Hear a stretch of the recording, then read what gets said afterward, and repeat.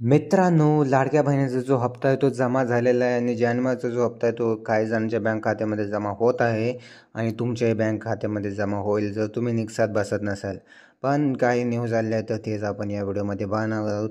जिल्ह्यात 4,47,000 लाडक्या बहिणी असून 26 जानेवारीपासून पात्र महिलांच्या खात्यात पैसे जमा होणार असल्याचे प्रशासनाकडून सांगण्यात येत आहे. त्यानुसार पात्र लाभार्थ्यांच्या बँक खात्यामधील पैसे जमा होण्यास सुरुवात झाली आहे. दरम्यान निक्षात न बसणाऱ्या बहिणींना स्वतःहून लाभ सोडण्याचे आवाहन प्रशासनाकडून करण्यात येत आहे.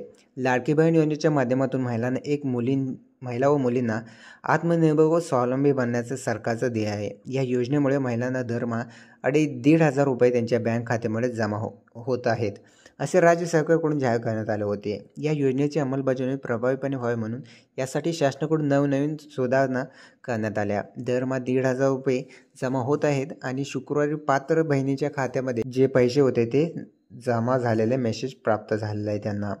26 जानेवारीपासून पात्र महिलांच्या बँक खात्यामध्ये जमा होत असल्याचे शासनाकडून सांगण्यात येत आहे. त्यानुसार पैसे जमा होण्यास सुरुवात झाली आहे. दरम्यान पात्र लाभार्थीच्या संख्येत आता घट होणार आहे, कारण निक्षात न बसणारे आज योजनेतून वगळण्यात येत आहे. आधीपासून डीबीटी योजनांचा लाभ घेणाऱ्या बहिणी या योजनेतून कमी होणार आहेत. जे कोणी अगोदर वेगळ्या योजनेचा फायदा घेत आहेत तर त्यांना ही योजना घेता येत नाही, म्हणजे दोन योजनेचा फायदा एकदम घेता येणार नाही. शिवाय एक निक्षात न बसणाऱ्या महिलांचीही चर्चा चालू आहे की त्यांचंही आज छाननी होणार आहेत.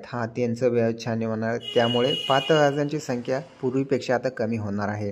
योजनेच्या निक्षात न बसणाऱ्या महिलांना योजनेचा लाभ स्वतःहून सोडण्याचं आवाहन सुद्धा केलं जात आहे. आता काही महिलांना 2100 रुपयाची चिंता लागलेली आहे. कधीपासून येणार होती तर ते येणार आहे मार्चपासून 2100 रुपयाचा हप्ता सुरू करण्यात येणार आहे. सरकारने निक्षाच्या आधारे लाडक्या बहिणींच्या अर्जाची छाननी होणार असल्याचे जाहीर केलेले आहे.